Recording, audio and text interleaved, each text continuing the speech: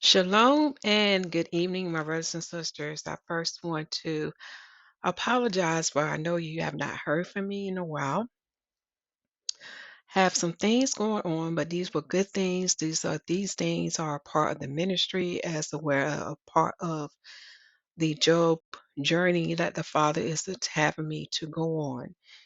And as time goes on, I will be sharing with you more about those things.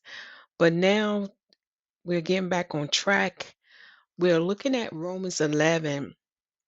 For Romans 11, my brother and sister, reveal unto us through the Apostle Paul about a future prophecy, as well as it clear up a lot of things that we was not taught correctly by the different assemblies out here. So the verse that we're going to focus is on it was verse 26 and verse 27 of Romans chapter 11. For verse 26 says this, open your Bibles up, my brothers and sisters, and go to Romans chapter 11, verse 26.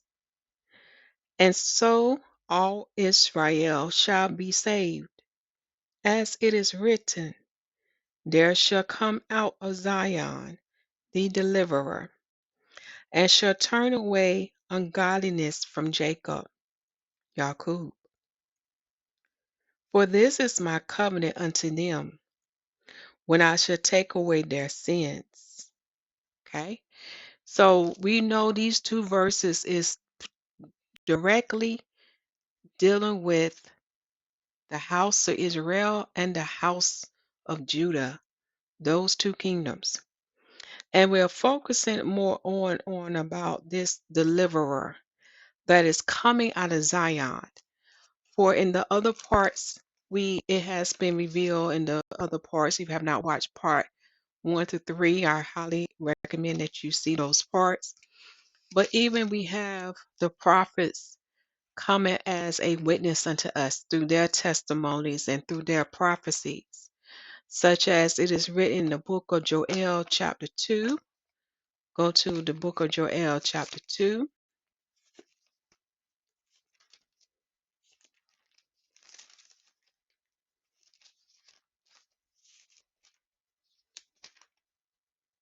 For it says in chapter 2, verse 32, and it shall come to pass that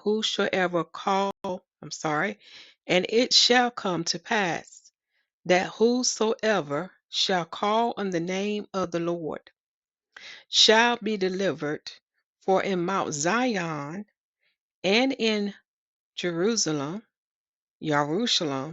shall be deliverance, as the Lord has said, and in the remnant whom the Lord shall call. So the prophet we're going to look at today that's going to expound on what the Apostle Paul has written and what the prophet Joel has written unto us is the prophet Isaiah. Isaiah is going to expound more on this, especially uh, with the remnant and looking at why there will be deliverance in Mount Zion and in Jerusalem, and give us more insight about this deliverer that is coming. Okay?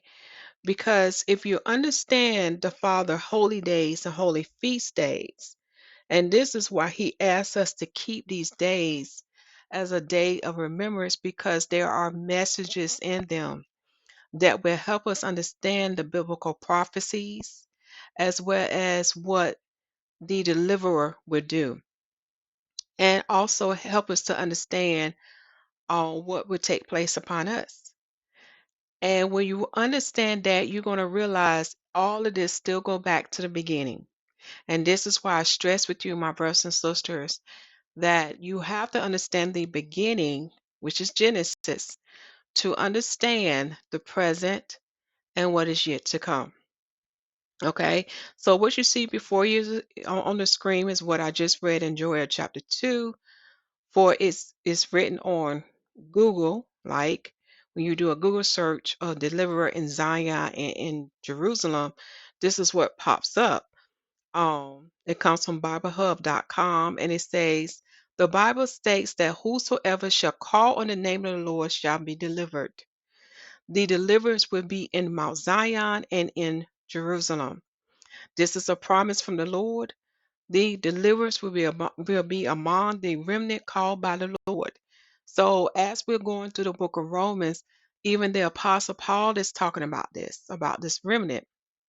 And Paul is going to deeper things. And unfortunately, those who have not come in the whole time in the book, as you will see, many will interpret Paul's writings and miss out on the biblical prophecies. I do want to make this clear. There's no such thing as a spiritual uh, Israel or a spiritual Israelite. The word is very clear. Those who convert and receive the renewed covenant that the Messiah have established for us becomes a part of the household of Israel. And that is also written by the Apostle Paul when he wrote the letter to the Ephesians. And you can find it in chapter 2.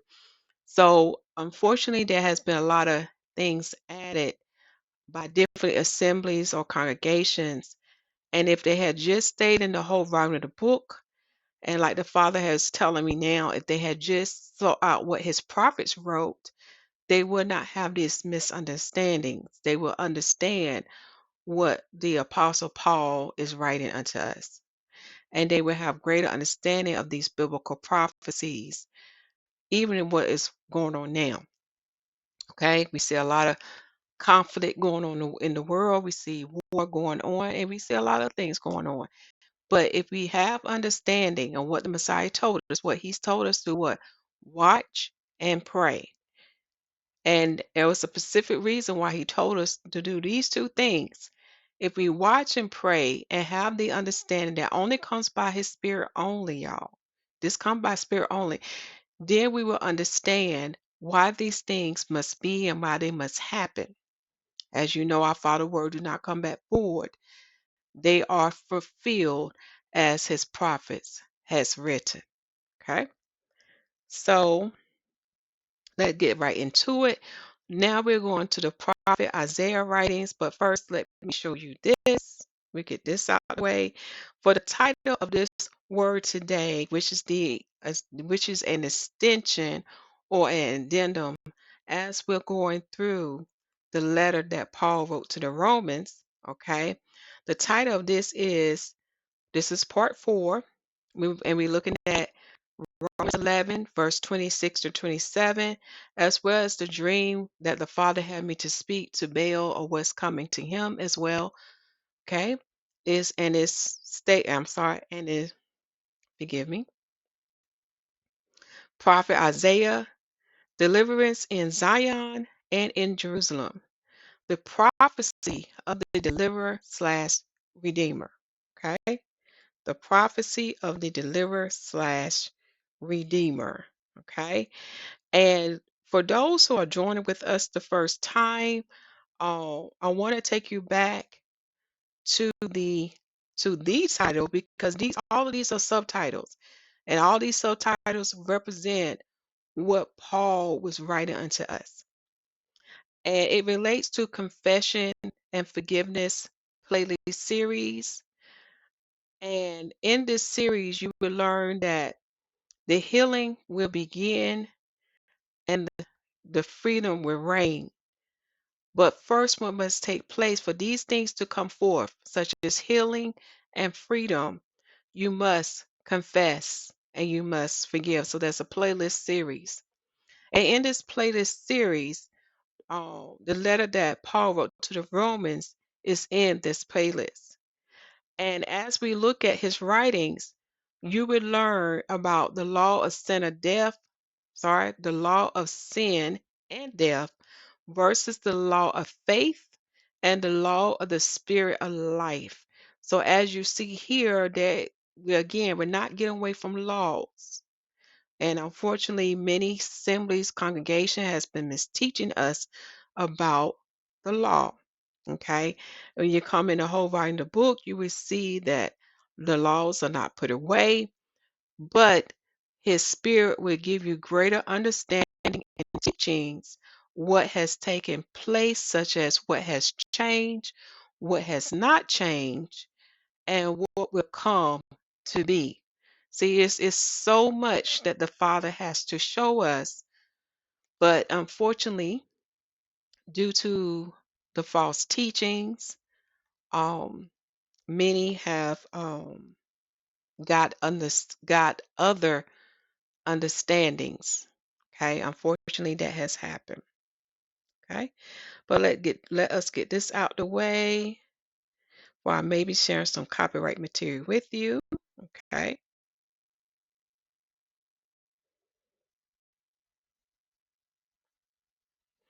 Now let's go to Isaiah chapter 1. In Isaiah chapter 1, we're going to be looking at a couple of verses in this chapter, but let me first read the chapter summary to you. I will be reading from the King James 6 and 11. Isaiah chapter 1 summary. Isaiah complaineth of Judah for her rebellion. He lambeth her judgments. He upbraideth their whole service. He exhorted to repentance with promises and threatenings. Bewailing their wickedness, he denounced Yah's judgments. He promised grace and threatened destruction to the wicked. So the verse that we're going to look at in this chapter will give us understanding of Joel chapter 2, verse 32, and Romans 11, verse 26 to 27. We first going to start with verse 5 and read down to 9, and then we're going to jump to 25 to 27. Verse 5. Why should ye be stricken any more? Ye will revolt more and more. The whole head is sick, and the whole heart faint. From the sole of the foot, from the sole of the foot, even unto the head, there is no soundness in it, but wounds and bruises and petrifying sores.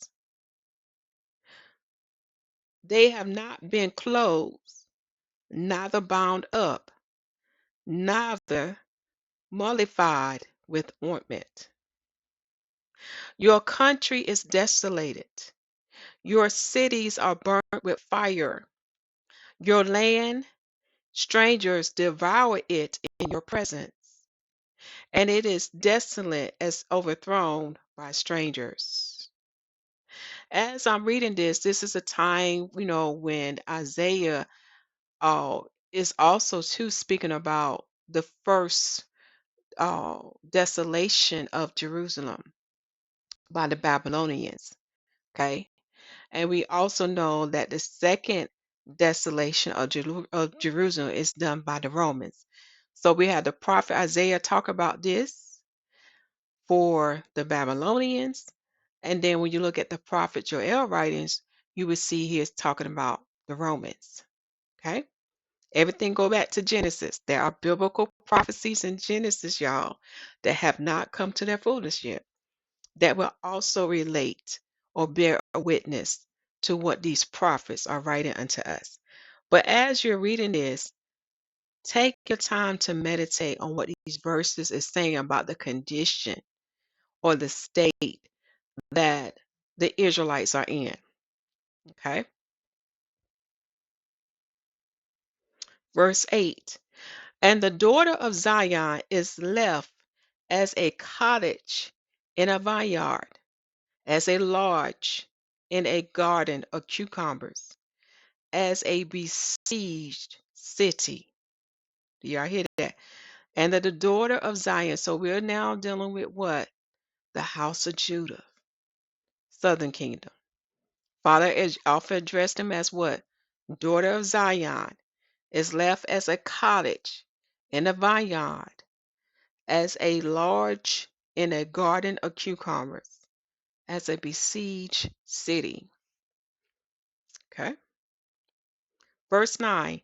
Except the Lord of hosts have left unto us a very small remnant, we should have been as Sodom, and we should have been like unto Gomorrah.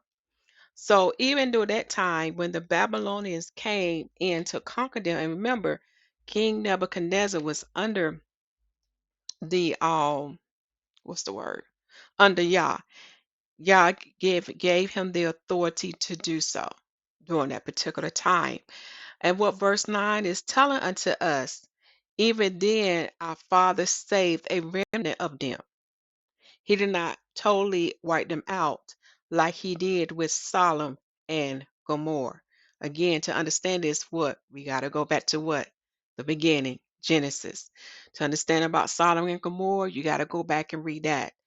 But as you see here, even during the time when the Babylonians besieged Jerusalem, Zion, the Father also what? Kept a remnant to be alive. Okay? And the reason why I'm stressing this, because the Father is reminding me to let you know, even what he did back then, he would do it again. He is a God who do not change, as prophesied unto us by the prophet Malachi. Okay? So when we look at Joel chapter 2 about remnant, we see that word again, a remnant shall be saved that is called by his name. And to understand that remnant, we have to understand the holy days. We look at the Sabbath, we look at the new moon days, but most importantly, the Father needs you to get understanding of the three solemn feast days, which is what we have Peshat, okay, which lead into the Feast of Unleavened Bread. Then we have Shavuot, which is Pentecost, and then we have the Feast of Tabernacles. At this time, we are in the Feast of Pentecost, which dealing with the wheat harvest. And the 2 wave loaves that made of 2/10 deal of flour represents 4 remnants. Okay. And I'm going to give that to you now because as we're reading these scriptures that is written by the prophet Isaiah, you're going to get understanding of some of these remnants. Okay. But these 4 remnants are prophesied or discussed or written throughout the whole volume of the book as well as other sacred books. And the 4 remnants are, we have the bride of the Messiah that are made up of that are made up of Jews and Gentiles, males and females, bond and free, circumcised, uncircumcised, circumcised and uncircumcised, etc. All who would receive or believe in the Messiah, which is Yahusha HaMashiach, shall receive salvation. Okay? That is that first remnant. The second remnant is the 144,000 Israelites. That is written in Revelation chapter 7, chapter 14, and chapter 15. For they have a special assignment with the Messiah, was dealing with the fourth beast, or this fourth kingdom that we are in now. Okay? And the kingdom or the empire that we are in is the Roman Empire, my brothers and sisters. Now, the third remnant is the house of Israel, and the fourth remnant is the house of Judah. Okay? So each of these groups have a certain assignment or a certain position. They even have certain prophecies that only pertain to them. And this is why we have to walk in the whole volume of the book. Okay? So as we even see here, what the Father did back then during the time of the Israelites in the Babylonian captivity, he even himself preserved a remnant then. Okay? Now we're going to jump down to verse 25 to 27 in this chapter. But the whole chapter is good for you to read in your spare time, my brothers and sisters. Okay, verse 25. And I will turn my hand upon thee, and purely purge away the dross, and take away all thy tin. Now, this is what he's speaking unto the Israelites, my brothers and sisters. Now we'll get understanding of what Romans chapter 11, verse 26 to 27 is saying. So he's going to make them pure again. He's going to make them holy again. So what he do that to give us understanding, he give us a physical element to understand what is spiritually going to take place with the Israelites. Such as he said, I'm going to purely purge away thy dross and take away all thy tin. And I will restore thy judges as at the first, and thy counselors as at the beginning. Afterwards, thou shalt be called the city of righteousness, and the city of righteousness, the faithful city. So the fathers let us know in the future prophecy that when he restored these two kingdoms, right? The house of Israel and the house of Judah, it's going to go back to the beginning. There they should have their judges and their counselors, okay?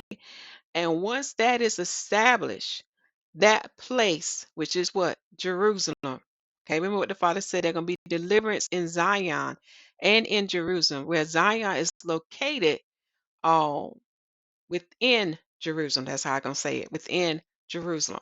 Okay, and there in that holy place, we're going to have judges and counselors there. And that city is going to be known as what? Jerusalem, which is what? The city of peace, will also be known as the city of righteousness and a city of faithfulness. Okay? Because there will be judges again and there will be counselors again. Okay? Doing what is right in our Father's eyesight. Do y'all see this taking place? Okay. Now, verse 27 says, Zion shall be redeemed with judgment, and her converts with righteousness. Do y'all see that? Zion shall be redeemed with judgment, and her converts with righteousness. Again, it's giving us more understanding what's going to take place when the deliverer come to Zion, come to Jerusalem. Okay. And her converts, those who what? Believe in his son, okay, will also be in righteousness as well. Okay. Let's go to the side notes for this chapter. So you will have them. These are the side notes for Isaiah chapter 1. Take this now to pause your screen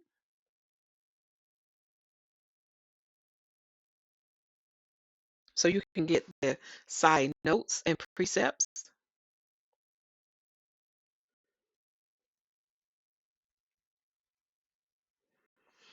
Okay, so the next chapter we're going to go to by the prophet Isaiah is chapter 2.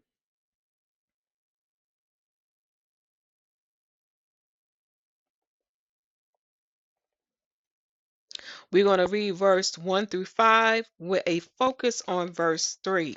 Okay, Isaiah chapter 2 summary. Isaiah prophesied the coming of Messiah's kingdom. Wickedness is the cause of Yah's forsaking. He exhorted to fear because of the powerful effects of Yah's majesty. Okay, we're going to read verse 1 through 5. The word that Isaiah, the son of Amoz, saw concerning Judah and Jerusalem. And it shall come to pass in the last days that the mountain of the Lord's house shall be established in the top of the mountains, and shall be exalted above the hills, and all nations shall flow unto it. Now, y'all, this is a future prophecy. Future prophecy. Remember what we studied with the prophet Micah, in chapter 4. So the prophet Isaiah is giving us a prophecy that is concerning with Judah, the kingdom of Judah. Because again, if you understand about the deliverer, the deliverer holds two offices. He holds the office as a king, and he also holds the office as a high priest. Okay. So Isaiah is prophesying unto us about the kingdom of Judah and Jerusalem. This is something that will be come to pass. So this has not happened yet, my brothers and sisters. Okay. Again, we get insight about how this deliverer shall come out of what place? Zion. All right. So in verse 2, it said what? It shall come to pass in the last days. Okay. So this is going to happen in the last days, which is what? What we're expecting. That's what we're waiting on. This deliverer, right? And this verse reveals to us that the mountain of the Lord's house, just like Pontius Pilate has a judgment hall or a house or a place where the Israelite went to seek out judgment against our blessed Messiah, where our Lord in heaven, okay, we're talking about the Messiah too, will establish has a house too. Remember, he's going to sit on the seat of David again, okay? And he's going to establish his father kingdom upon this earth, as written by the prophet Amos, as well as Mark talks about this, as many other prophets and disciples or apostles, okay? So the Lord's house shall be established in the top of the mountain. That means it's going to be above all governments of the earth. Okay. That's why it said it shall be exalted above the hills. So it can be above all governments of this earth. And notice this, all nations shall flow unto it. Okay. All nations shall flow unto it. So we have not seen that happen yet, y'all. Because right now everybody at war with each other. Okay. They can't get along. But when the Messiah comes, all nations shall flow unto him, who is what? A deliverer. And there in what? In Zion and in Jerusalem shall be what? Deliverance. Let us keep reading. Verse 3. And many people shall go and say, come ye, let us go up to the mountain of the Lord. Okay? So they're going to the mountain of the Lord because that's where his house is. That's where he dwells, right? That's where he rules. That's where he judges, right? Okay, so the people gonna say, come, let us go up to the mountain of the Lord, to the house of the God of Jacob. Do y'all hear that? To the house of the God of Jacob, or you can say to the El of Jacob, or to the Elohim of Yaakov. And notice this, what this verse say, and he would teach us of his ways. Remember, whatever the Son teach us, he was taught by his Father in heaven, John chapter 8. So he would teach us his ways. So we're going to learn YAHUWAH ways, okay? And we will walk in his path. So we're going to do what? Whatever he does, okay? Because he is what? He is under the most high. For out of Zion shall go forth the law. Do y'all hear that? We're not getting away from the law again.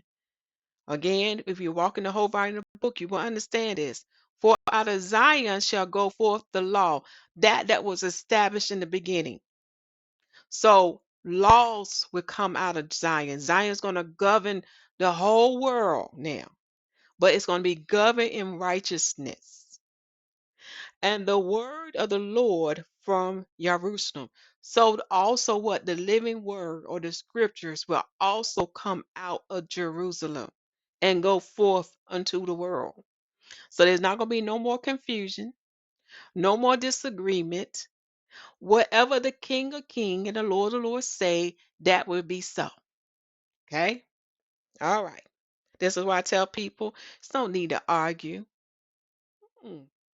Because he's coming and he's going to set these things in place. He's going to get rid of the confusions. He's going to get rid of the misunderstandings. All right, verse 5. O house of Jacob, okay, to you, y'all hear that? O house of Jacob, to the children of Jacob, to the Israelites, come ye, let us walk in the light of the Lord. Do y'all hear that?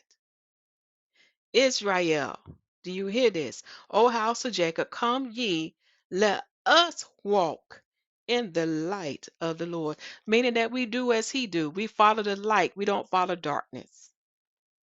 Okay? We follow righteousness. We don't follow evil. Okay, so that was verse 1 through 5 with a focus on verse 3. And as we said, we ought to expound on that. So we're going to see how deliverance is going to come out of Zion. Because when our blessed Messiah law, lay down the law and the word of God, everybody's going to follow. And through these laws and through the Father's word, it's going to bring deliverance unto you. It's going to set you free, Israelites and Gentiles. Okay, next chapter we're going to go to is chapter 4 of the prophet Isaiah.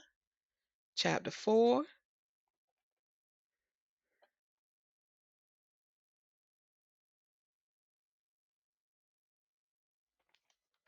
Just waiting on the internet, y'all.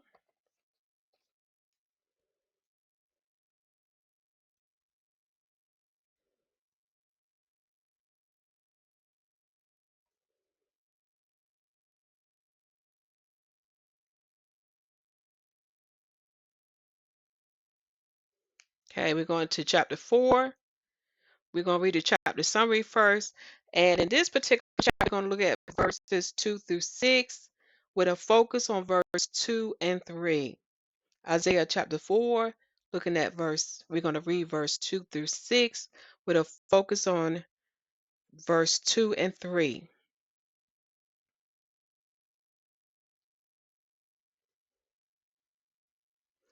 I'm going to read the chapter summary. It says this: In the extremity of evils, Messiah kingdom shall be a sanctuary.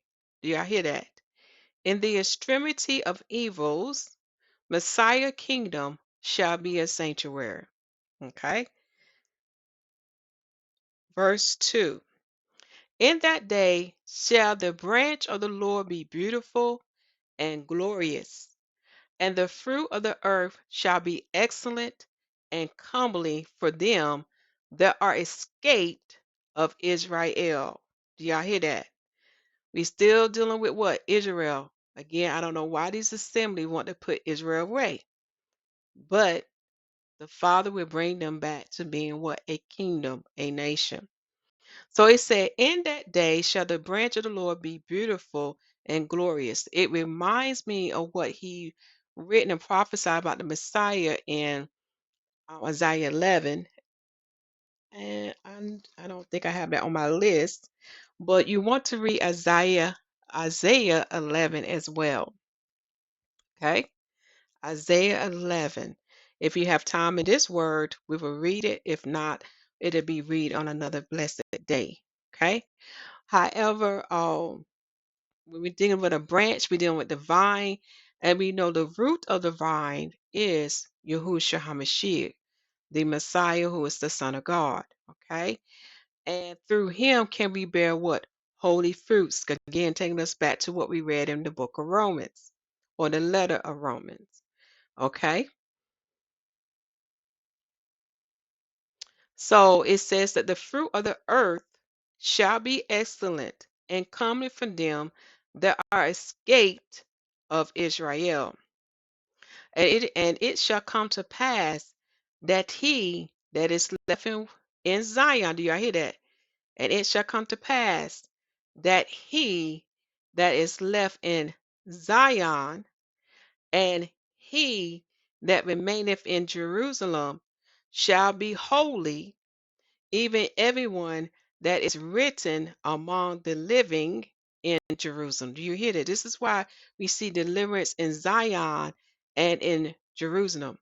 For the prophet prophesies that he that is left in Zion and he that remaineth in Jerusalem, because remember, Zion and Jerusalem go hand in hand. To find Zion, you will find Zion in Jerusalem. There, that those that are left shall be called what? Holy, even everyone that is written among the living in Jerusalem. When the Lord shall have washed away the filth of the daughters of Zion. So we know when we see daughters of Zion, it's talking about the Israelites. He often refer them as her because they are his bride as well, our father's bride. You go back to the prophets and read about the Israelites. So when the Lord shall have washed away the filth of the daughter of Zion, and shall purge the blood of Jerusalem from the midst thereof, by the spirit of judgment and by the spirit of burning. Underline this.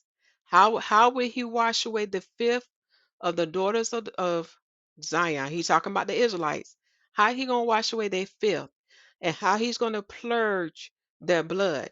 Okay, he's gonna do it by the spirit of judgment and by the spirit of burning. Again, to understand that verse, you're going to have to read the other prophets' writings of what's going to take place with the house of Israel and the house of Judah. Remember what is written in the book of Romans, chapter 11, verse 26. He said unto us, he's going to remove the filth of Jacob away from them. I'm going to turn to it now. Romans 11.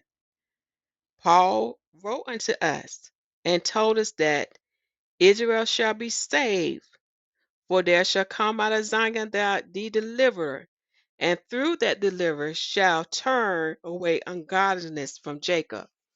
To understand the spirit of judgment and by the spirit of burning, the Messiah possessed all these attributes. He is the Word, and the Word is fire. Okay? And to understand what I'm saying, go back to read what the prophets wrote unto us. They said, this word that is within me is like fire shut up in my bones. This same living word that when he opened his mouth, he would consume his enemies by fire. Okay? Also read Hebrews chapter 4 to understand how potent, how strong the living word is. Also, he has the ability to judge as well. And we can see that as he even said unto his disciples that they would judge with him as he judged the 12 tribes of Israel. It's in the book. So I'm speaking unto you spiritual things that would take place unto the Israelites. And this and and I'm sorry, and these spiritual things that take place upon the Israelites will remove away their filth and will clean their blood. Oh yeah. Okay. Verse let me see if I need to read verse 5. Yes, we're gonna read verse 5 and 6. And the Lord will create upon every dwelling place of Mount Zion and upon her assemblies a cloud. Y'all hear this? A cloud he's going to create, and smoke by day, and the shining of a flaming fire by night. For upon all the glory shall be a de- defense. Defense. So he's, like I said, thy father do not change. What he did back then in the time of ancient Egypt or in the time of Exodus, did he not have a cloud to lead and guide the Israelite by day? And you know that cloud covers them and protect them from the heat of the sun. And then at night, did he not have that same cloud to turn into a pillar of fire, being a light unto them in the night? A lamp unto my feet. Hallelujah. So, the same is going to happen again. These miraculous things is going to happen again when he deliver Israel. Okay. Verse 6 go on to say, and there shall be a tabernacle for a shadow in the daytime from the heat, and for a place of refuge, and for a convert from storm and for rain. So this cloud and this flame of fire, also the Lord will be unto the Israelites a shield of protection for them against the heat. Okay. And this covering will be a place of refuge, and it would keep them from having storm to come upon them or rain to come upon them. We're going to see some great miraculous things to happen, my brothers and sisters. Do you understand, Jew and Gentiles, or what I'm saying? What the Father did back then in Exodus, he's going to do it again, okay? When he deliver his people. Okay. Here are the side notes for Isaiah chapter 4. Take this time to get those side notes. Now we're going to look at chapter 33 of the prophet Isaiah writings. Again, now we see the biblical prophecies that's taken upon the house of Israel and the house of Judah. So now we're going to chapter 33.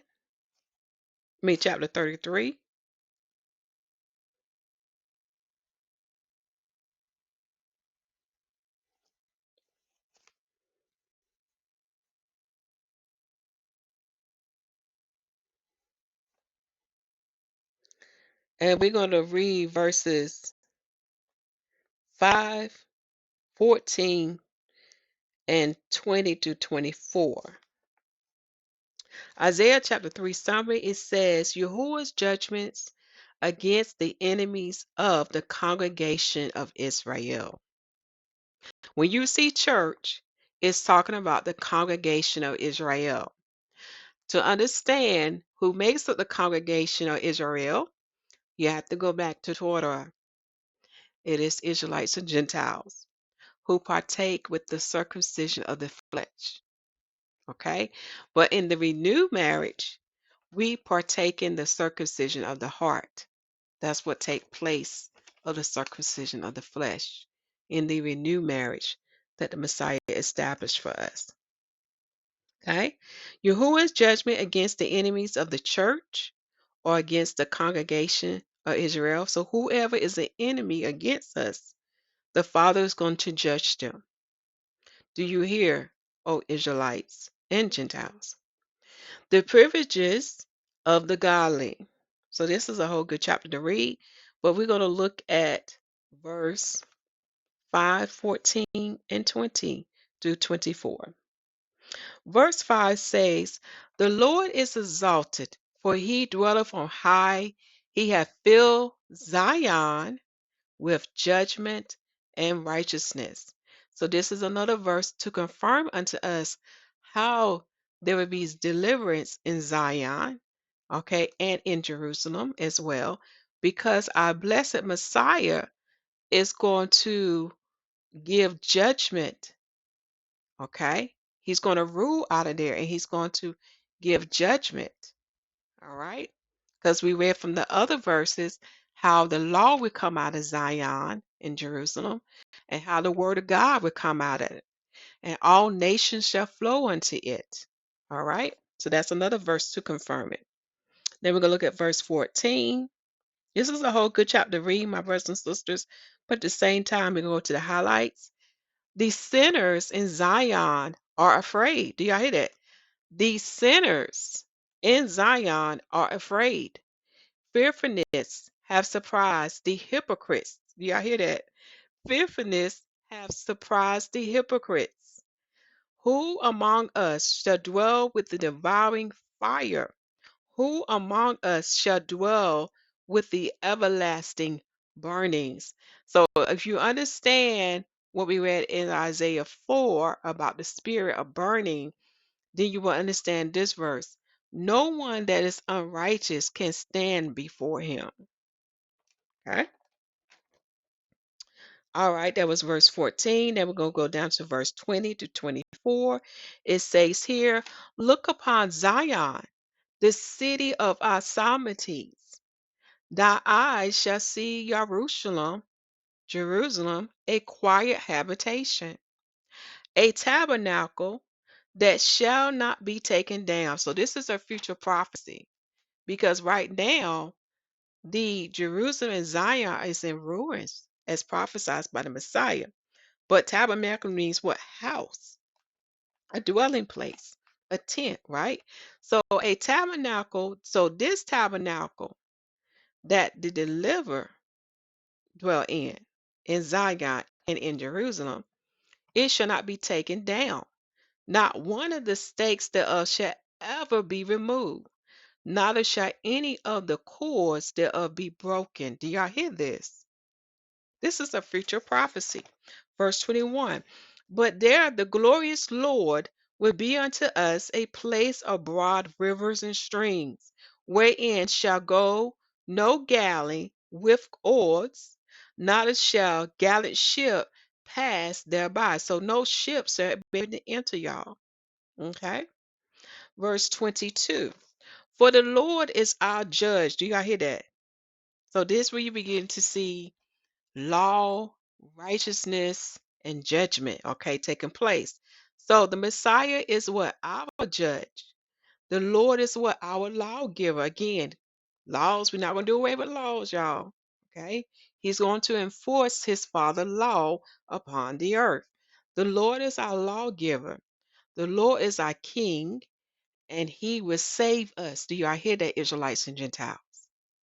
So he is our judge, he is our lawgiver, and he is our king. And because he have this office, he will save us. He saves what? The righteous. Because right now we're going through, right? But he's going to save us. He's going to deliver us. Okay? We're going to read verse 23. Thou tacklings are loose. They cannot well straighten their mast. They cannot spread the sail. Then is the prey of a great spoil divided. The lame take the prey. Do you see what's going to take place? Those that were great, they're going to fall. And the weak, those who are weak, is going to what? Overcome them. Think about it. Then is the prey of a great sport of violence. The lame, the lame is somebody who is if I remember correctly, my brothers and sisters, but look it up behind me. Someone who have like a disability or weak, can't move around too well. But notice this, the lame is going to take the prey. Verse 24, and the inhabitant shall not say, I am sick. The people that dwell therein shall be forgiven their iniquity. Again, if you understand confessing and forgiveness, and once that take place, the healing begin and freedom reign. The reason why the people can say they are not sick, because once you are forgiven for your sins, my brothers and sisters, or for your iniquity, that means your unrighteousness, then you are restored, then you are healed and made whole, setting you back to the beginning of what the Father created you to be. Okay? This verse right here is saying a whole lot. And I want you, my brothers and sisters, to meditate on verse 24 to understand why you're not sick once you are forgiven for your iniquity. And that's going to be the same thing with the Israelites that is prophesied by the apostle as well by the prophets. They're going to be what? Healed. Their ungodliness is going to be removed. Their sins going to be forgiven, as well as their iniquities and transgressions. Do y'all see this? So they too will be healed. Now, here are the side notes for Isaiah chapter 33. Take this time to get that. Now we're going to Isaiah chapter 34, and we're going to look at verse 8.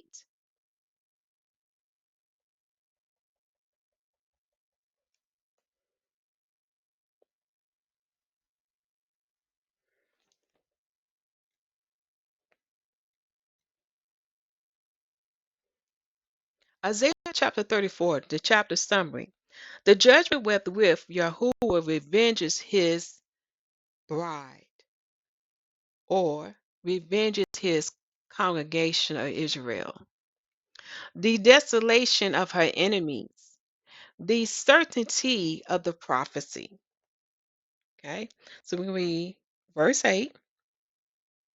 Verse 8 says, for it is the day of the Lord's vengeance.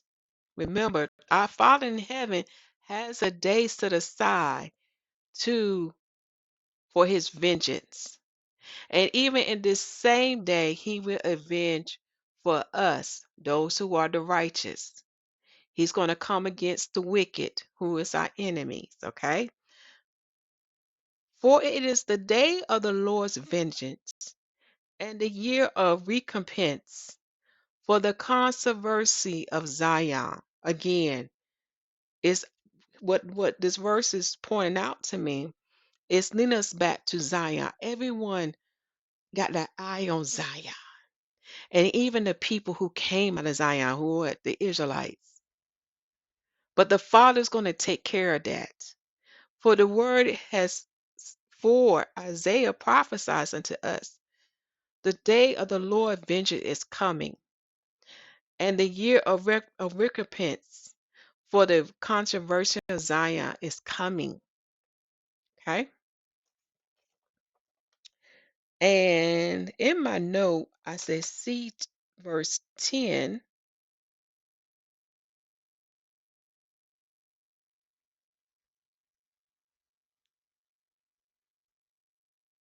I'm just pausing here for a second. Okay, you want to read this whole chapter.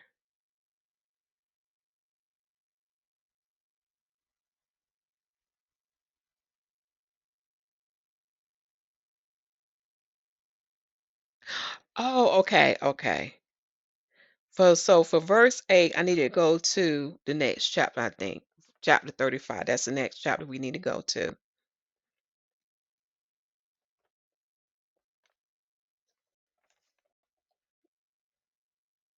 Chapter 35 of the prophet Isaiah. The chapter summary says, the joyful flourishing of Messiah's kingdom.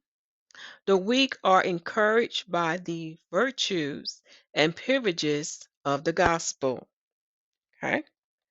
Verse 35, we're going to look at verse 10.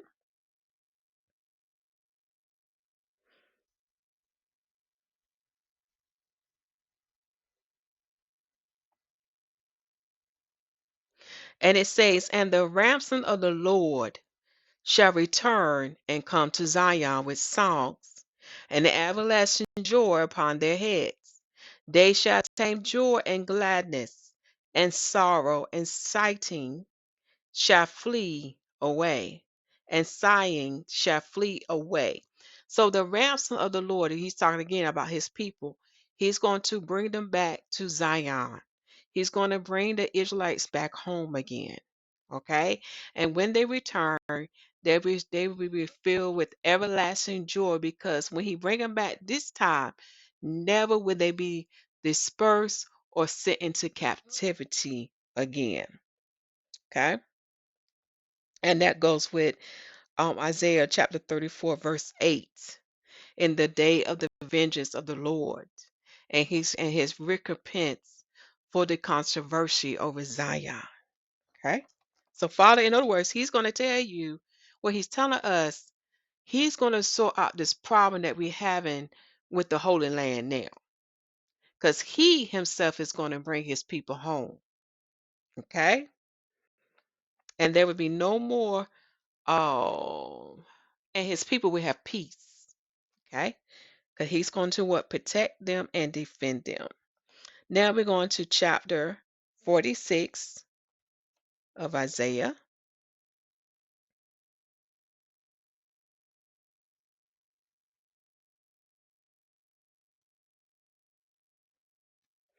And we're going to look at verse 13. Verse 13. Okay, Isaiah chapter 46, it says, the idols of Babylon could not save themselves. Do y'all see that? What was done back then? It's going to be the same thing here. YAHUWAH saveth his people to the end. Idols are not comparable to YAHUWAH for power or present salvation. Okay, so we're going to look at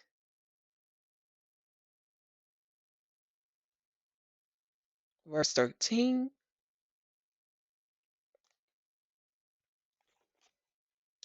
It says here, I will bring near my righteousness. It shall not be far off, and my salvation shall not tarry. And I will place salvation in Zion for Israel, my glory. Do y'all hear that? Again, Father, bring us back to where? To Zion. Again, there's deliverance in Zion for the salvation of Yah and the righteousness of Yah shall be in Zion, and from there and in that place shall he be our lawgiver, our king, our judge, and he shall restore righteousness in the earth. Okay, that was verse 13. Here are the side notes for chapter 46. Now we're going to Isaiah chapter 51.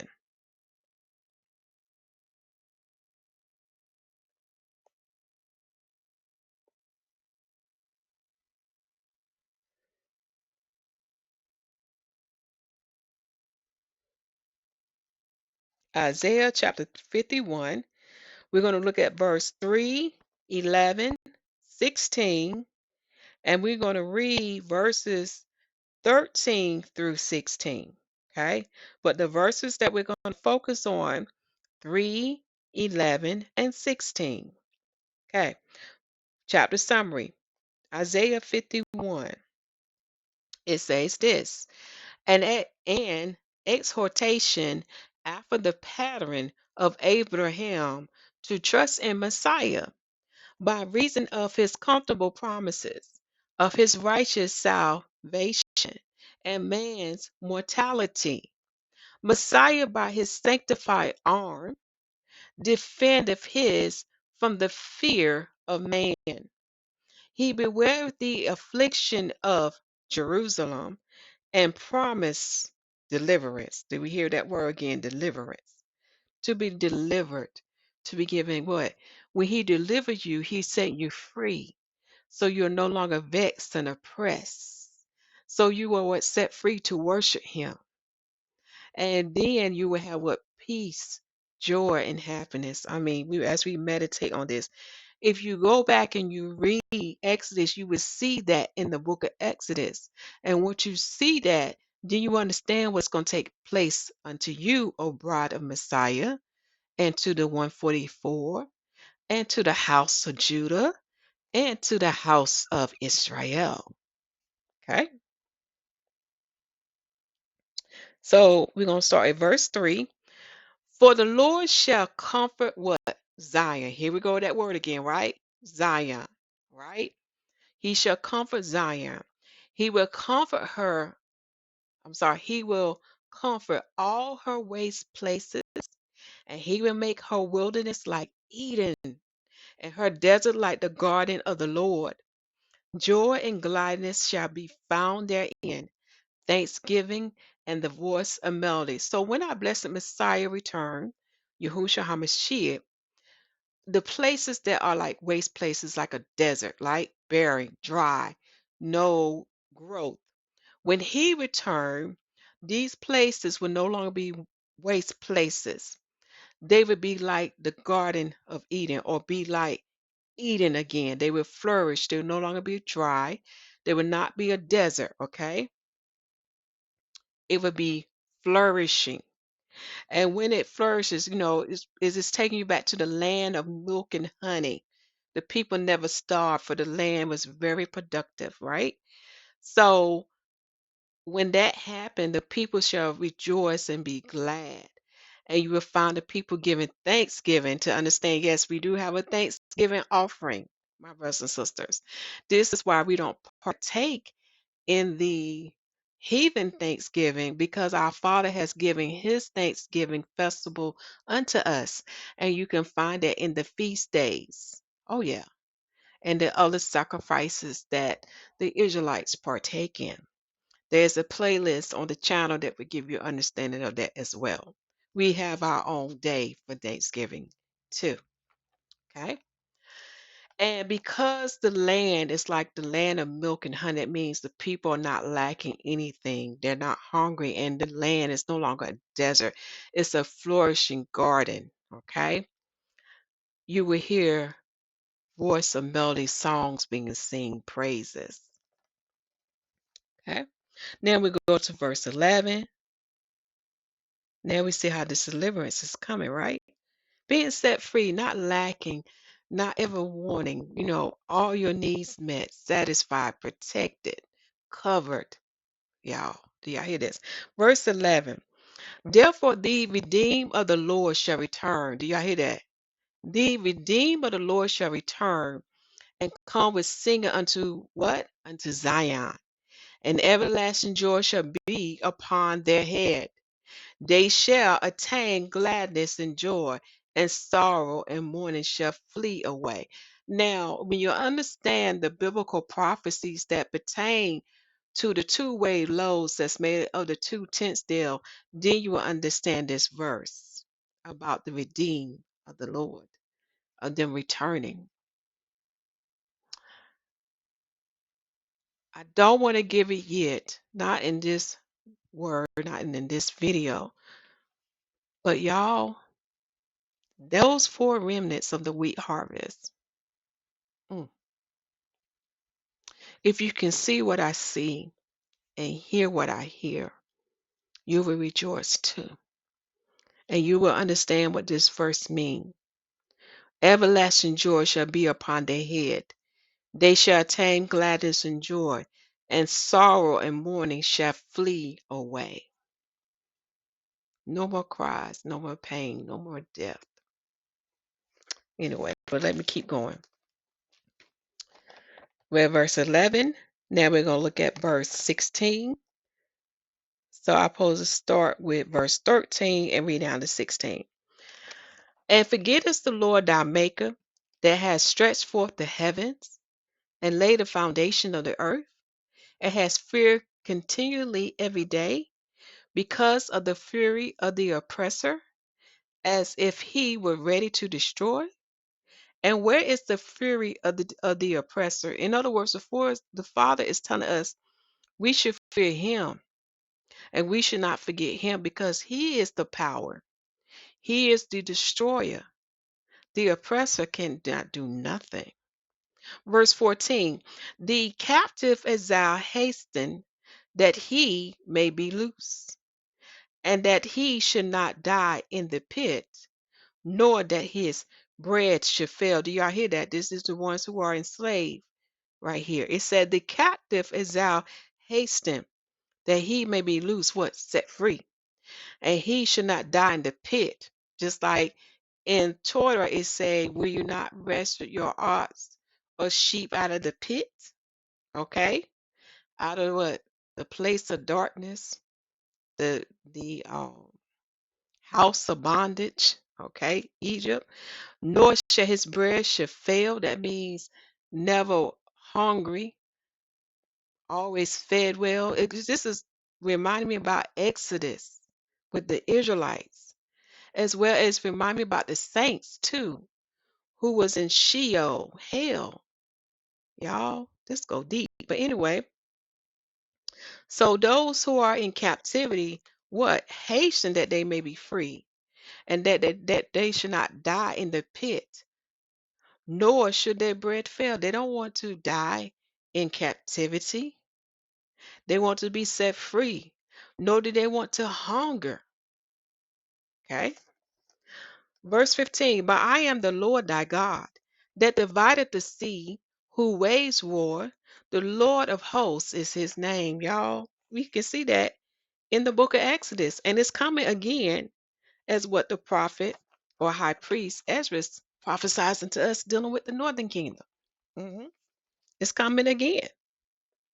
Verse 16, this is the one you want to highlight.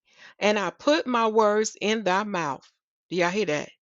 I have put my words in your mouth, and have covered thee in the shadow of my hand, that I may plant the heavens and lay the foundation of the earth, and say unto what? And say unto Zion, thou art my people.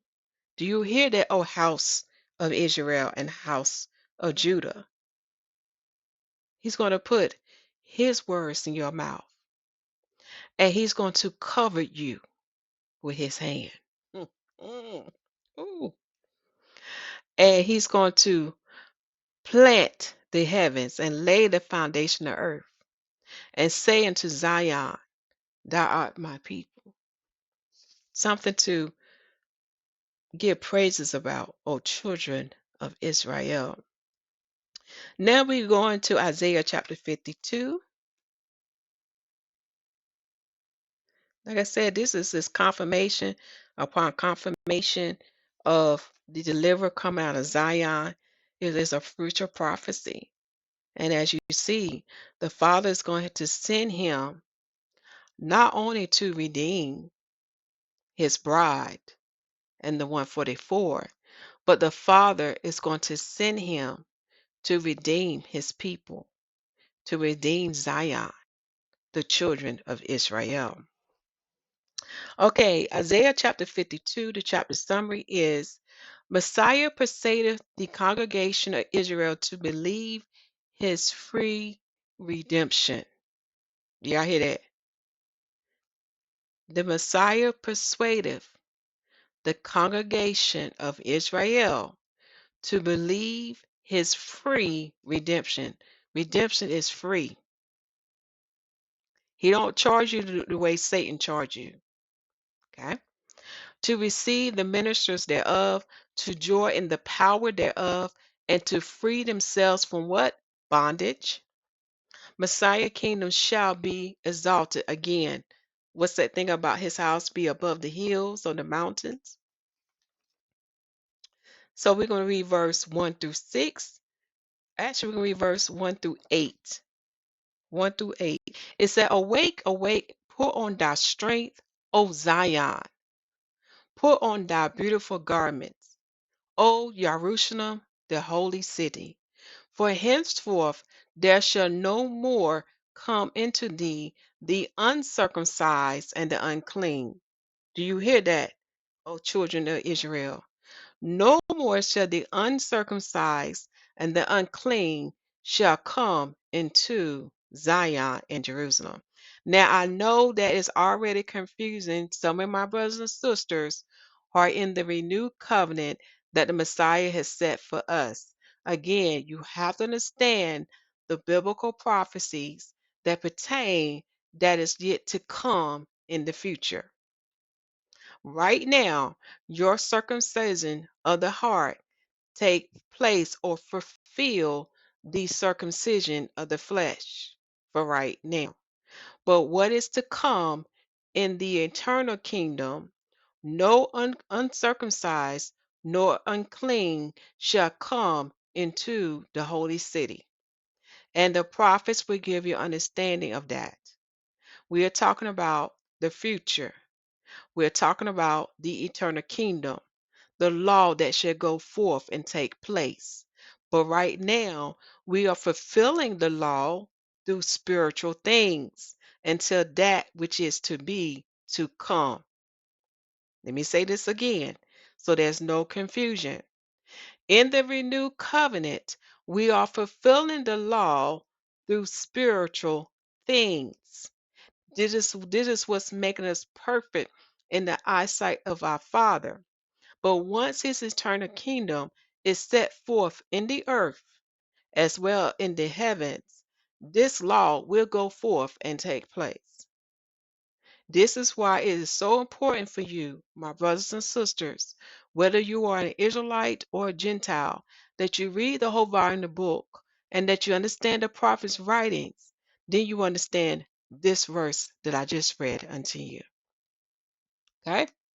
So henceforth there shall no more come into thee the uncircumcised and the unclean. These things will be holy again. Again, go back to the beginning to understand and also read the prophet's writings. Verse 2 Shake thyself from the dust, arise, and sit down, O Jerusalem. Lay thyself from the bands of thy neck, O captive daughter of Zion. Again, it's talking about the Israelites that are dispersed throughout the four corners of the earth, for we are in the land of our captivity, of our oppressors. But the Father is going to send his deliverer to set them free, as also he's going to redeem the bride of Messiah, excuse me, y'all, and the 144,000. Okay, this is dealing with the wheat harvest now. Okay. So that time is coming. And then he's going to do it again in the Feast of Tabernacle harvest with the rest of the Israelites. That is Isaiah chapter 11. Okay? But when we read this verse here, he's telling the Israelites, who is known as what the captive daughter of Zion. We are in the land of our captivities. He's letting us know the deliverer is coming for us. He's coming. Okay? Verse 3. For thus saith the Lord, ye have sold yourselves for naught, and ye shall be redeemed without money. So we did not sell ourselves in captivity. We was taken against our will. Therefore, we're going to be redeemed without money. That means the Messiah is going to take us back. He's going to redeem us without paying a price or giving money to our captors. Okay? He's going to restore us back where we should be. This is very important. Verse 4. But thus saith YAHUWAH, my people went down aforetime into Egypt to sojourn there, and the Assyrian oppressed them without cause. Now, therefore, what have I here, saith the Lord, that my people is taken away for naught? That means he's asking a question. What have I here, saith the Lord, that my people is taken away for nothing? They that rule over them make them to howl, saith the Lord, and my name continually every day is blasphemed. So we are constantly, as an Israelite, is oppressed and vexed. Okay? And our Father's name is blasphemed every day. Therefore my people shall know my name. Therefore they shall know in that day that I am he that do speak. Behold, it is I.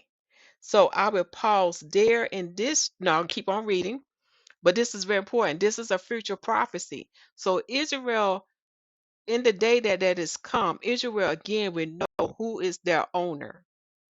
We belong to Yahuwah our Father.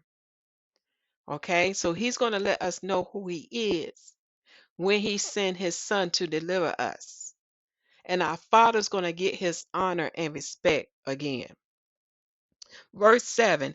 How beautiful upon the mountains are the feet of him that bringeth good tidings, that publishes peace, that bringeth good tidings of good, that publishes salvation, that saith unto what? That saith unto Zion, thou God reigneth. Do y'all hear that? Again, he's bringing us back to what? Zion. And this verse also is a precept dealing with something we read in Romans about the gospel, the good news. And one of the things of the good news in the gospel is that because the salvation of Yah is going to redeem us and deliver us, he's also going to redeem and deliver the house of Israel and the house of Judah. Okay?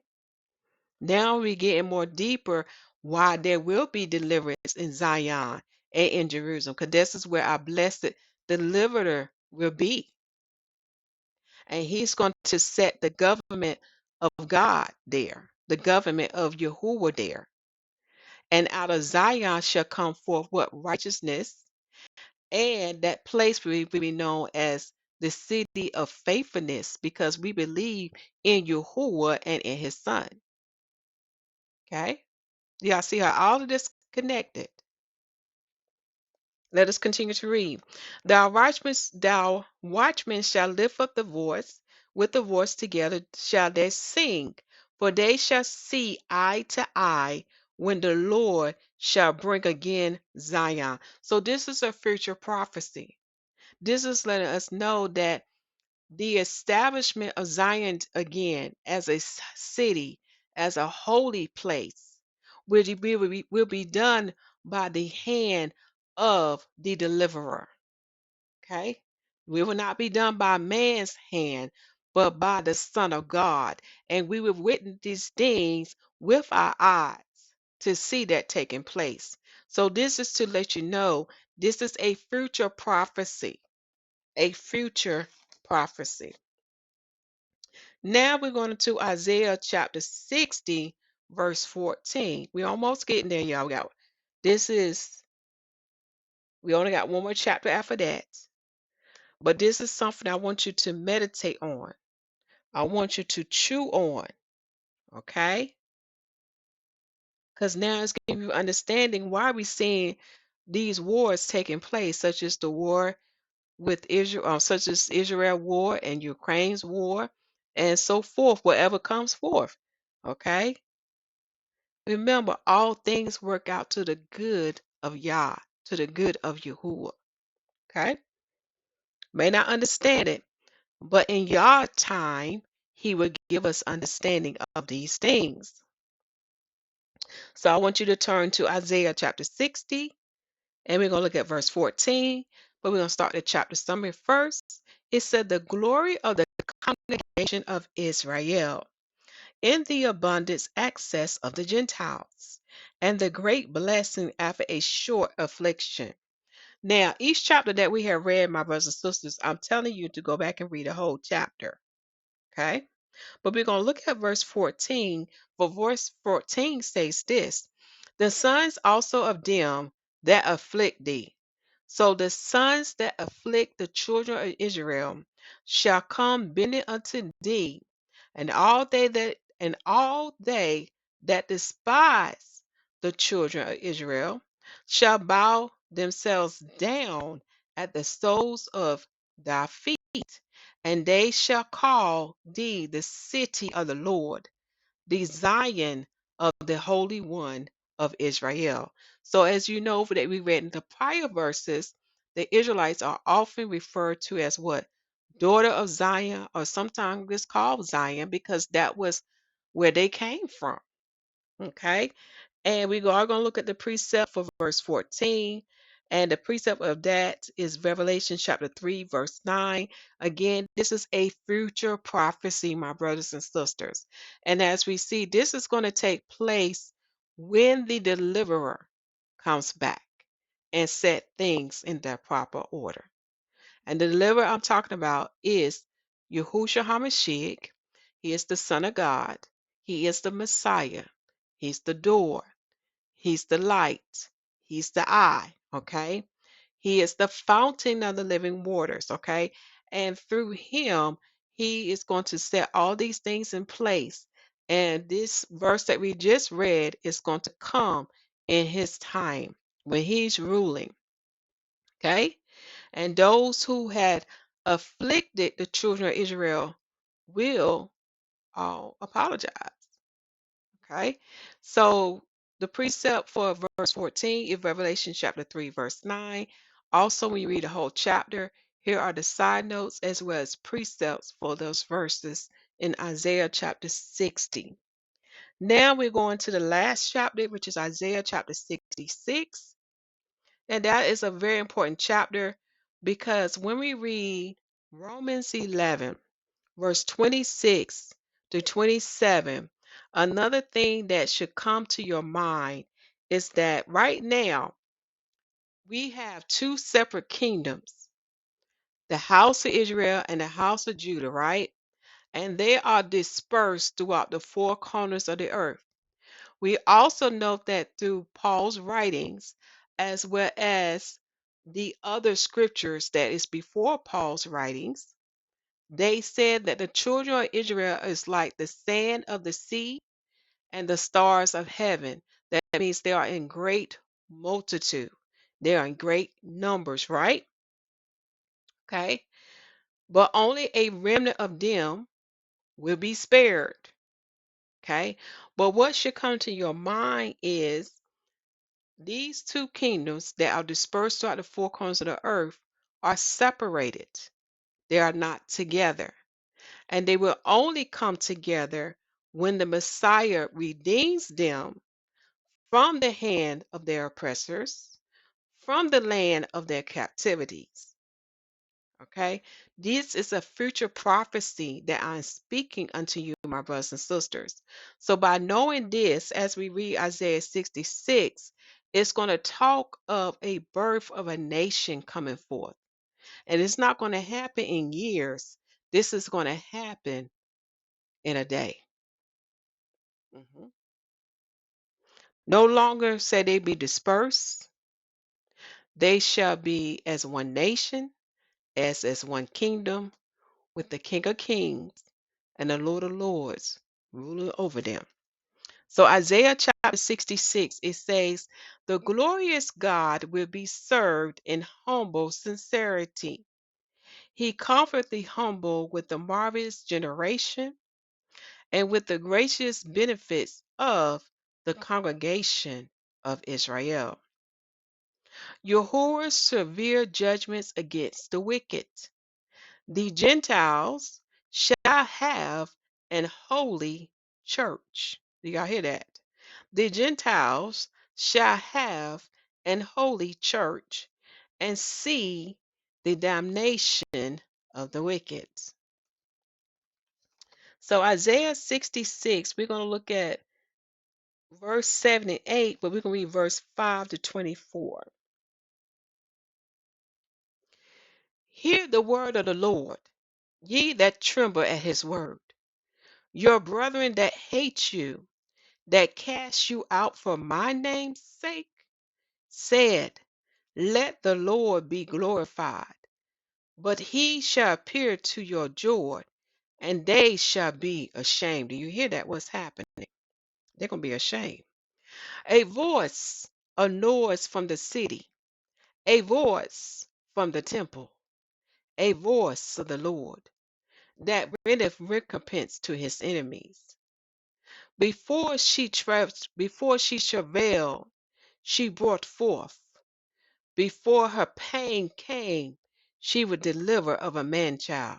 Do y'all see that? It's talking about a woman giving birth, right? But now let us read verse 8, what it's going to compare it to.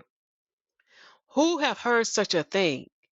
Who has seen such things? Shall the earth be made to bring forth in one day? Underline that. Or shall a nation be born at once? For as soon as Zion travail, she bring forth her child. So this is confirmation what I'm telling y'all. The nation of Israel shall come forth, shall birth or be born in one day. Highlight that verse, verse 8. Okay. So 7 and 8.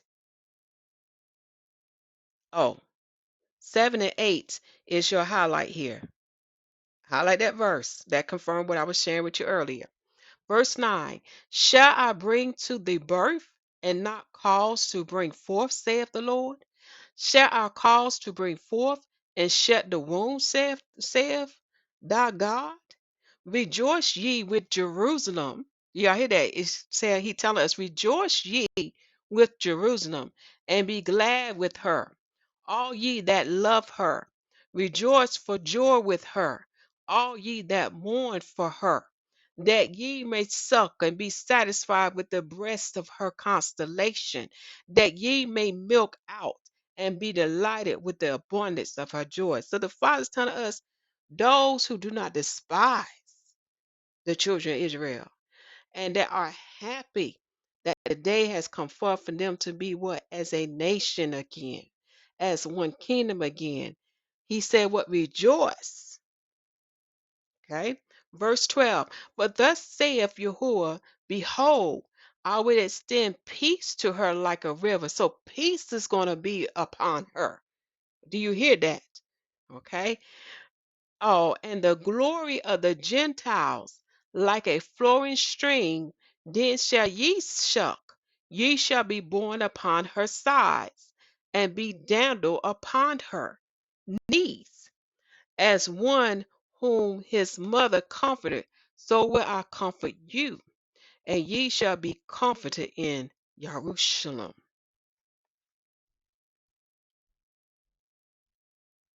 And when ye see this, your heart shall rejoice, and your bones shall flourish like an herb, and the hand of the Lord shall be known towards his servants, and his indignation towards his enemies. For behold, the Lord will come with fire, and with his chariots like a whirlwind, to render his anger with fury, and rebuke with flames of fire. For by fire and by his sword will the Lord plead with all flesh, and the slain of the Lord shall be many. So he's going to take many lives, my brothers and sisters. That's Revelation 14 and Matthew 13. They that sanctify themselves and purify themselves in the gardens, behind one tree in the midst, eating swine flesh, and the abomination and the mouse shall be consumed together, saith the Lord. Now, to understand this, my brothers and sisters, again, we have to work in the whole volume of the book. Remember, our Father is the same. Okay, so he's talking about in his day of vengeance. Okay, he's going to kill those that partake in the eating of swine flesh and the abomination and the mouse. Now, abomination is dealing with what? An idol, something that they serve, they should not be serving. And because they partake in these things, the Lord is going to destroy them. Okay, now to understand the renewed covenant we are in, remember we're under the Father's grace and mercy for those who lack understanding of these things. Okay. And the Father is telling me to remind you of Acts 17, how he winked at your ignorance, because in Torah we have a law for the sin of ignorance. So right now you are covered.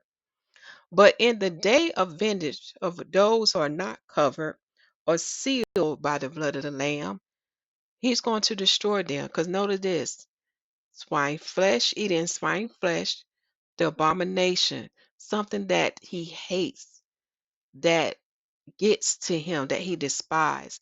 More likely that's an idol. Because it's here, when you read verse 17, notice what take place. They sanctify themselves and purify themselves in garden. That means, and behind one tree in the midst. So they are partaking in the workmanship of another God. So the Lord is going to destroy them because they have partaken in the eating of swine flesh and in the abomination and the mouse. And he's going to destroy them. Verse 18, for I know their works and their thoughts. See, this is very important. He know their works and their thoughts. And it shall come that I will gather all nations and tongues, and they shall come and see my glory. So this is a future prophecy. All nations and tongues, people who speak different language, shall be gathered and come and see his glory. Verse 19, and I will set a sign among them, and I will send those that escape of them unto the nations, to Tarish, Pool, Lud, that draw the bow, to Tubal and Javan, to the islands afar off, that have not heard my fame, neither have seen my glory, and they shall declare my glory among the Gentiles. So he's going to send those that still escape of them as a sign unto them, so they can know who he is, the God of Abraham, Isaac, and Jacob. Okay? Do y'all see this? Is this like Exodus all over again? I remember what Jethro told Moses. I heard what happened in Egypt. Well, he's going to send those who was able to escape, okay, when he judged, to send them as a sign unto them, to witness unto them, and to let the Gentiles know who he is. And he is what? The God of Abraham, Isaac, and Jacob. But let us keep going. And they shall bring all your brethren for an offering unto the Lord out of all nations, upon horses and in chariots and in litters and upon mules and upon swift beasts, to my holy mountain Jerusalem. Again, what? Deliverance in Zion and Jerusalem, right? Saith the Lord, as the children of Israel bring an offering in a clean vessel into the house of the Lord. This is what the prophet Zechariah, chapter 14, is talking about, and also the prophet Isaiah in Isaiah chapter 11. Also, um, this is pertaining to the Feast of Tabernacles, the last and gathering. So the Gentiles is going to bring the Israelites as an offering to the Lord because they will be gathered too. Whoever is an Israelite, they're going to be gathered, taken back to their homeland, okay? Out of all nations, 'cause remember, they are what dispersed throughout the four corners of the earth, okay? And they're going to be sent back home. And what is home? Jerusalem, okay? His holy mountain, Jerusalem, saith the Lord, as the children of Israel bring an offering in clean vessel into the house of the Lord. So those Israelites too will be brought back home. Verse 21, and I will also take of them for priests and for Levites, saith the Lord. For as the new heavens and new earth, underline that. So we see a new heaven going to be created and a new earth going to be created. That give you understanding what we read in the other verses of Isaiah. So for as the new heavens and the new earth which I will make shall remain before me, saith the Lord, so shall your seed and your name remain. So that's so you know that the children of Israel is not going to be destroyed. They're going to remain too. Verse 23, and it shall come to pass that from one new moon to another, so from one new moon to another, from one Sabbath to another, shall all flesh, underline that, all flesh come to worship before me, saith the Lord. So this is another verse to prove to you that his new moon days and his Sabbath days have not been put away, because the day is going to come where all of us will come and worship our Father on these holy days. Verse 24, and they shall go forth and look upon the carcass of the men that have transgressed against me. So we're going to look at the dead bodies of the men that sin against our Father in heaven, and knows what's going to take place with these carcasses. For their worm shall not die, neither shall their fire be quenched, and they shall be in a hurrying until all flesh. So they should be terrified to look at. But we're going to see the worm not die. You'll see the worms move in their bodies, and you're going to see the fire not being quenched. So we're going to see the wicked in their punishment. Okay. So here are the side notes for Isaiah chapter 66. Okay, take this time now to pause your screen. But now we're getting a greater understanding about Romans chapter 11, okay, verse 26 to 27, about this deliverer come out of Zion, okay? And when he comes out of Zion, he's going to, or Mount Zion, you can say on the words, he's coming to deliver his people. He's coming to save the remnant that is called by our Father's name. And right now we're in the season of the wheat harvest. And there and the two-way loaves that's made of 2 tenths deals of flour represents the four remnants. And they are the bride of the Messiah, the 144,000 Israelites, the house of Israel, and the house of Judah. This is the season we are in now. We're in the season of the wheat harvest. Okay. Now, when we get into the Feast of Tabernacle, that is the last gathering or the last ingathering. And what we just read in Isaiah chapter 66 and Isaiah 11, when you read that, when the Father rendered his hand a second time, the Gentiles is going to bring the rest of the Israelites that are alive, that are from throughout the four corners of earth. They're going to bring them home where they too will be sanctified and made holy before Yah. Okay. But I'm telling you, my brothers and sisters, you want to be in the wheat harvest gathering. Oh, you don't want to have to face the beast that is written in Revelation 12. Come in while you have time now. Because remember, those who are called by his name, whether you are Israelite or Gentile, those who are called by his name will be in that wheat harvest.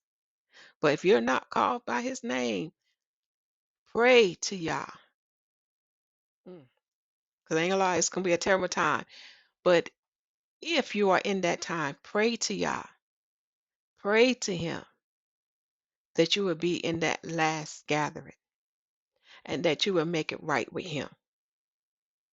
Something to really think about. So now, my brothers and sisters, that has completed Romans 11. So now I want you to read Romans 12. That word will be out soon, okay? But this is something to really think on, to ponder on. All right, my brothers and sisters, continue to preach that the kingdom of heaven is at hand, for it is truly at hand.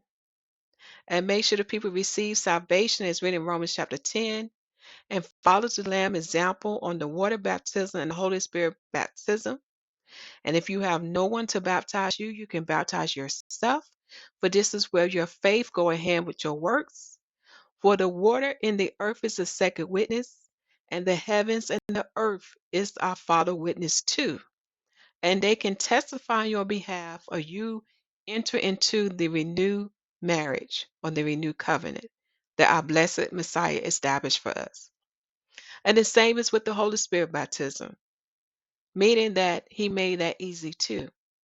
All you have to do is ask in the name of Yahusha HaMashiach, and our Father will give it unto you. But he gives it according to your heart, your faith, and your works. I hope you now understand the biblical prophecy of why there would be deliverance in Zion and Jerusalem, and why the deliverer would come out of Zion, and his sole mission and purpose, not only for the bride and for 144, but I hope you understand the prophecy that pertains to the house of Israel and to the house of Judah. Love you all, and shalom.